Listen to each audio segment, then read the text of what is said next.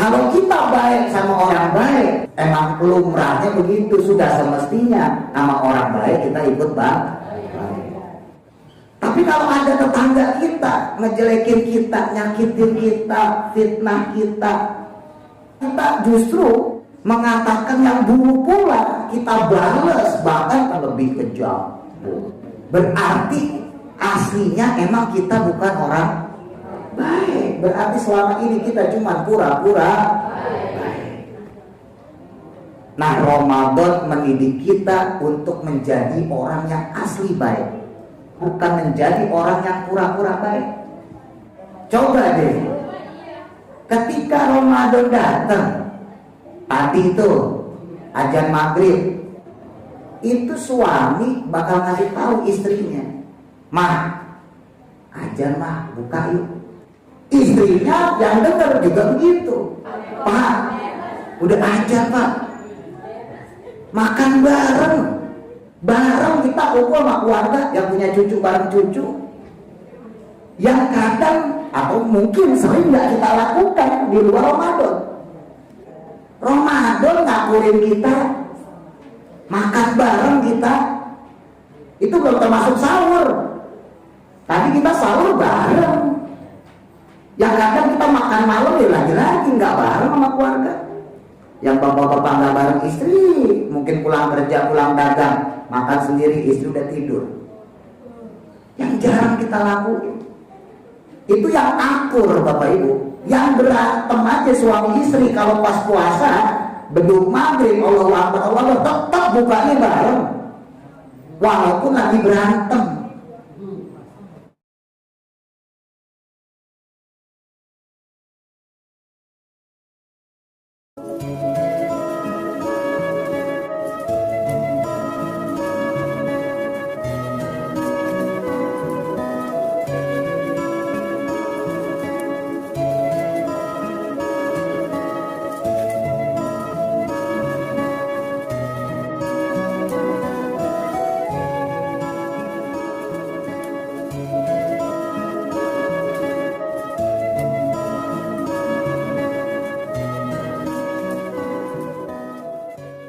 Assalamualaikum warahmatullahi wabarakatuh.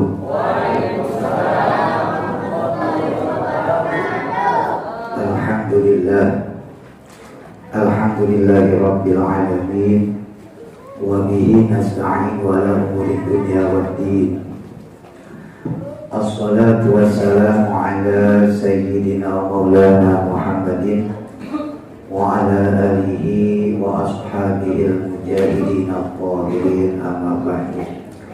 Rabbi shrah li sadri wa yassir li amri wa hlul 'uqdatam min lisani yafqahu qawli. Rabbi zidna ilman nafi'a wa amalan shalihan wa amalan mutaqabbalan. Allahumma anfa'na bima 'allamtana wa 'allimna ma yanfa'una wa atina hikmah. Allahumma barik lana fi majlisina hada bi rahmatika ya arhamar rahimin, walhamdulillahi rabbil alamin. Taqabbal minna wa minkum fadaqabbal ya karim. Hadratil mukarramin, para sesepuh, bini sepuh, wabil khusus orang tua kita, ketua DKM Masjid Al-Mu'minin yang terhormat Bapak Haji Salam Suherman, pengurus RT RW yang mungkin hadir, ibu-ibu jamaah kaum muslimah, pengajian, PKK dan sebagainya yang tidak bisa saya sebutkan namanya satu persatu tanpa mengurangi rasa hormat dan ta'zim saya kepada Bapak Ibu semua. Alhamdulillah, alhamdulillah, puja dan puji serta syukur kita panjatkan kehadirat Allah Subhanahu wa Ta'ala yang senantiasa memberikan limpahan nikmat dan karunia-Nya kepada kita, wabil khusus nikmat iman wal Islam, dan juga tentunya nikmat shihah wal afiyah, sehingga dengan nikmat-nikmat tersebut kita bisa hadir kembali di masjid yang kita cintai ini dalam keadaan berpuasa setelah menunaikan sholat subuh berjamaah disambung dengan pengajian. Teriring harapan mudah-mudahan ibadah kita baik yang wajib maupun yang sunnah diterima oleh Allah Subhanahu wa Ta'ala. Mudah-mudahan kesalahan kita, dosa-dosa kita diampuni oleh Allah Subhanahu wa Ta'ala. Amin ya rabbal alamin. Sholawat dan salam marilah senantiasa kita junjungkan kehadiran baginda Nabi besar Muhammad sallallahu alaihi wasallam beserta keluarganya, para sahabatnya, dan juga pengikutnya yang istiqomah menjalankan sunnah-sunnahnya, dan mudah-mudahan sampai kepada kita selaku umatnya yang mendapat syafaatul uzma beliau di hari kiamat nanti. Amin ya rabbal alamin. Bapak Ibu hadirin rahimakumullah, dalam Quran surah Al-Baqarah ayat 183 dan 184 Allah Subhanahu wa Ta'ala menyatakan dengan tegas, ya ayyuhalladzina amanu, wahai orang-orang yang beriman, kutiba alaikum, telah diwajibkan kepada kalian, asyamu, puasa, kama kutiba, sebagaimana telah diwajibkan pula, alal ladzina, kepada orang-orang, min qablikum, dari sebelum kalian, umat-umat sebelum Nabi Muhammad sallallahu alaihi wasallam. Tujuannya apa? Diperintahkan puasa, la'allakum tattaqun, agar kalian bertakwa. Lalu dilanjutkan oleh Allah pada ayat 184-nya, ayyaman ma'dudat. Kewajiban tersebut ada beberapa hari, yang mana dalam kitab tafsir Jalalain disebutin fi syahri Ramadan, yaitu pada bulan Ramadan sekarang. Maka faman kana, barang siapa yang ada di antara kalian maridon, kok sakit, au ala safarin, atau dalam keadaan safar, bepergian, fa'iddatun, maka silahkan diganti, kata Allah, min ayyamin ukhor, pada hari-hari yang lain.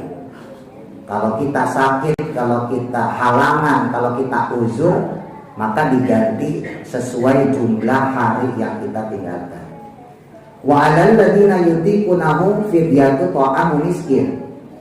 Nah, sedangkan bagi orang-orang yang berat menjalankannya, uzurnya udah parah. Nah, ini khusus yang pikun atau sakit yang tidak bisa diharapkan kesembuhannya, maka yang kayak begitu diberikan fidyah. Orang tersebut boleh membayar fidyah kepada orang-orang miskin berupa makanan kepada orang-orang miskin. Faman taqwa khairan, dan juga yang dengan kerelaan hati dia melakukan kebaikan, fahuwa khairul lah, maka itu lebih baik baginya. Nah, hebatnya Allah menutup wa antasumu. Tapi andai kata kalian dalam keadaan uzur, kok tetap puasa? Lagi safar, lagi pergi, kok tetap puasa? Padahal dapat rukhsah, dapat keringanan untuk tidak berpuasa. Lagi sakit parah, tapi kok tetap puasa? Padahal dapat rukhsah untuk tidak berpuasa. Maka kata Allah, itu khairun, lebih baik, lakum, bagi kalian, in kuntum ta'lamun, jika kalian mengetahui. Kenapa? Karena pahalanya, fadilahnya puasa Ramadan 1 hari itu gak bisa digantikan dengan puasa 1 tahun sekalipun. Pahalanya, bukan puasanya. Kalau kodoknya mah tetap terganti, tapi fadilahnya, keutamaannya, pahalanya itu gak bisa kita gantikan sekalipun kita puasa selama 1 tahun. Nah, puasa mengajarkan kita untuk menjadi orang yang punya hatinya bersih. Hati nurani sebagai indikator. Dalam kitab Sahih Bukhari dengan nomor hadis 52, dan kitab Muslim dengan nomor hadis 1599 disampaikan oleh Nabi besar Muhammad sallallahu alaihi wasallam, "Ala, ketahuilah oleh kalian, wa inna fil jasadi mudghah, di dalam tubuh terdapat segumpal daging. Idza sholahat, jika segumpal daging itu baik, sholahat jasadu kullu, maka jasadnya akan juga baik semuanya. Tapi wa idza fasadat, kalau segumpal daging tadi itu buruk, fasada jasadul kullu, maka rusaklah jasad atau anggota badan semuanya. Ala, kata Kanjeng Nabi, ketahuilah segumpal daging tadi, wahiyal qalbu, adalah qalbu. Qalbu itu dalam bahasa Arab artinya sebetulnya bukan hati, jantung. Qalbu itu artinya sebetulnya jantung. Kalau bahasa Arabnya hati itu kabidun atau kabidatun, nah itu hati. Tapi seringkali memang qalbu diartikan hati. Maknanya hati di sini adalah bukan hati secara fisik. Jadi kalau kita maknai jantung itu berarti secara jasadnya. Tapi kalau kita maknai hati, qalbu kita maknai hati, maka itu secara tersirat. Badan manusia secara zahir atau qalbu manusia secara batin itu mempengaruhi apa-apa yang dilakukan oleh manusia. Ucapan manusia itu baik kalau qalbunya baik. Perilaku manusia itu baik kalau qalbunya baik. Tapi sebaliknya Bapak Ibu, kalau qalbunya jelek, maka ucapannya juga jelek. Kalau qalbunya jelek, maka perilakunya, kelakuannya juga jelek. Jadi dalam teori ini sebetulnya nggak bisa tuh kalau ada orang ngomong, saya mah mulut doang begini, hati saya mah baik, enggak. Kan kadang ada tuh kita ngomong kayak gitu. Nggak bisa begitu. Kenapa? Karena mulut itu cerminan dari qalbu. Perilaku kita cerminan dari qalbu. Kalau orang asli baik, ketemu orang baik, dia baik. Ketemu orang jahat, dia baik. Tapi kalau orang pura-pura baik, ketemu orang baik, dia baik. Ketemu orang jahat, dia pinter. Pulang ke saya. Lah emang benar begitu. Al-Imam Al-Ghazali mengibaratkan Bapak Ibu punya sebotol air. Ini karena puasa nggak bisa contoh ini nih. Ada sebotol air nih. Bapak Ibu pengen tahu nih kita, ini airnya jernih, bening atau butek atau kotor. Maka caranya gampang, aduk-aduk aja. Kalau diaduk-aduk kok ternyata tetap bening, tetap bersih, maka berarti itu air emang bersih, emang bening. Bapak Ibu punya kolam, punya ember, kelihatannya bening nih. Pas udah diaduk-aduk kok kotor, keruh. Oh berarti ini air aslinya emang kotor, cuma terlalu ngendep di bawah. Gampang nandainnya. Tapi kalau air itu dikocok-kocok kok tetap bening, ember, bak di rumah, kita aduk-aduk kok tetap bening, berarti emang itu asli bening. Nah dalam kehidupan kita sehari-hari, dalam tanda kutip, kita sering dikocok-kocok sama Allah. Maka kita kemudian nggak hanya ditemukan sama orang baik, tapi juga ditemukan sama orang jahat. Kita nggak hidup berdampingan dengan orang soleh, tapi kita juga hidup berdampingan dengan orang yang enggak soleh. Kalau kita baik sama orang baik, emang lumrahnya begitu, sudah semestinya sama orang baik kita ikut baik. Tetangga ngasih kita makanan, kok baik nih, kita puji, makasih ya Pak, Bapak kok Ibu Bahwa ada yang lebih baik RT selain bapak sama ibu. Maksudnya dia besok dikasih lagi. Tapi kalau ada tetangga kita ngejelekin kita, nyakitin kita, fitnah kita, sementara kita justru mengatakan yang dulu pula, kita balas, bahkan katanya pembalasan lebih kejam. Berarti aslinya emang kita bukan orang baik. Berarti selama ini kita cuma pura-pura baik. Nah, Ramadan mendidik kita untuk menjadi orang yang asli baik. Ramadan mendidik kita bukan menjadi orang yang pura-pura baik, tapi menjadi orang yang asli baik. Nah, di antara materi yang diberikan oleh Ramadan, yang pertama yaitu tentang keikhlasan. Disebutkan dalam hadis Nabi, kitab Bukhari dengan nomor hadis 2014. Ini hadis yang masyhur disampaikan kalau orang ceramah di bulan Ramadan. Man shoma Ramadana imanan wa ihtisaban ghufira lahu ma taqaddama min dzambi. Jadi siapa orang, kata Nabi, yang dia berpuasa di bulan Ramadan imanan, dengan iman, wahtisaban, dan juga mengharap ridho Allah, maka ghufira, diampuni dia, dikasih maaf sama Allah, lahu baginya ma taqaddama min dzambi, atas kesalahan atau dosa-dosa yang telah dia lalui. Ini ujian keikhlasan. Oleh karenanya kemudian dididik juga oleh Ramadan, disebutkan di antaranya Ramadan mengajarkan kita kebersamaan dan ukhuwah, persaudaraan. Ibu bapak yang hadir pada saat ini mungkin nggak sadar kalau selama ini kita sering jauh sama keluarga kita sendiri.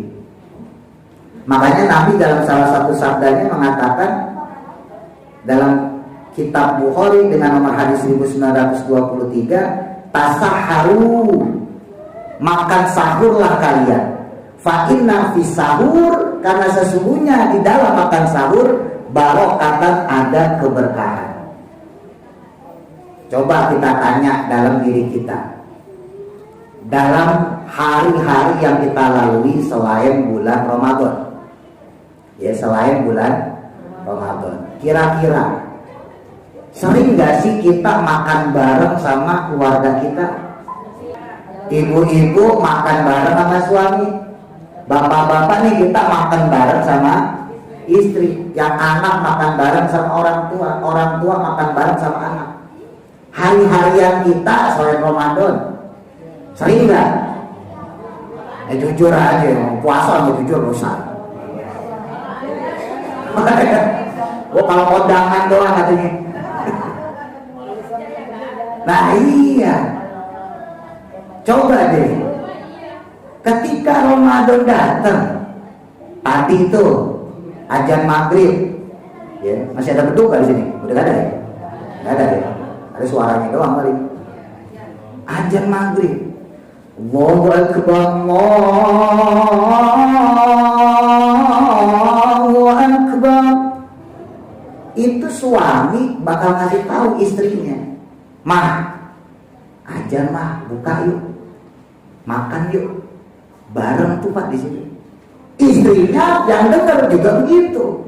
Kalau bapaknya kagak dengar, Pak, oh di sini ngomongnya mama papa ya?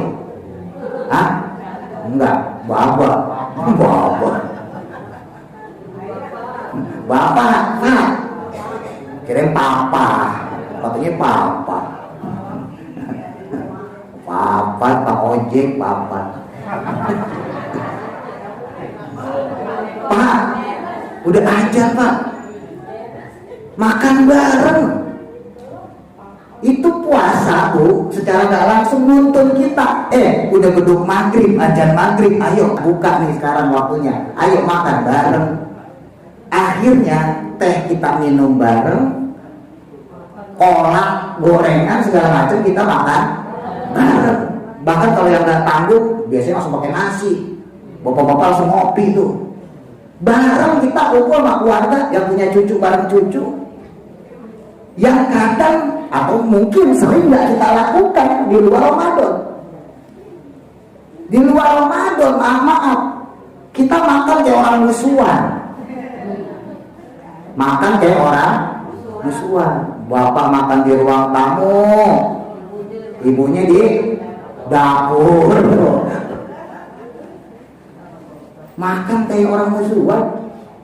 Dan itu fakta Bapak Ibu, itu fenomena itu. Ramadan ngakurin kita, makan bareng kita. Itu belum termasuk sahur. Tadi kita sahur bareng.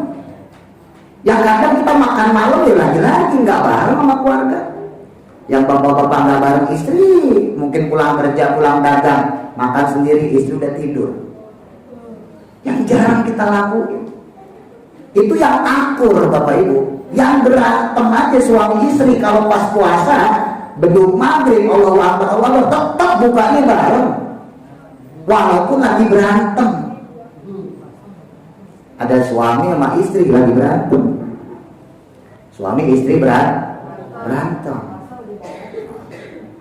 istrinya kagak dikasih duit, pulang dagang pulang kerja kirain bawa duit, merengut di depan pintu kayak dompet tabung bulan. Datang beduk maghrib, azan maghrib, Allahu Akbar, Allahu Akbar. Maka dengan otomatis si suami akan ngajak istrinya makan, akan ngajak istrinya buka, buka yuk. Istri juga begitu Pak, dengan otomatis akan ngajak suaminya buka. Pak, ayo Pak buka dulu Pak. Buka puasa, walaupun sambil merengut, walaupun sambil tapi tetap, ayo Pak buka, ayo Mak buka, makan bareng. Terus kata istrinya, Pak, sholat di mana? Di masjid atau di rumah? Oh, udah kagak buru ini, udah di rumah aja deh. Akhirnya bapaknya sholat di rumah sama istrinya, anaknya ngikut di belakang. Ikut ya? Ya udah. Takbir, Allahu Akbar, baca Fatihah. Lagi berantem itu suami istri. Bapaknya baca Fatihah sampai di ayat terakhir, Siratal ladzina an'amta 'alaihim ghairil maghdubi 'alaihim waladdallin. Jawab nggak istrinya? Jawab tetap amin. Padahal lagi marah. Ya walaupun kadang-kadang ada juga yang sambil marah jawab amin. Sambil marah. Tapi tetap dijawab. Itu bukti Ramadan mempererat ukhuwah. Itu baru di dalam rumah, belum di masjid. Bapak Ibu misalnya buka bersama, biasanya kalau masjid musala kan ada ya, nyediain makanan iftar, ya terserah nama iftar, takjil terserah lah. Nama yang benar sebenarnya iftar. Buka bersama kita tuh. Ada makanan, ada minuman. Itu musuh ketemu, tetap pas buka bersama bareng.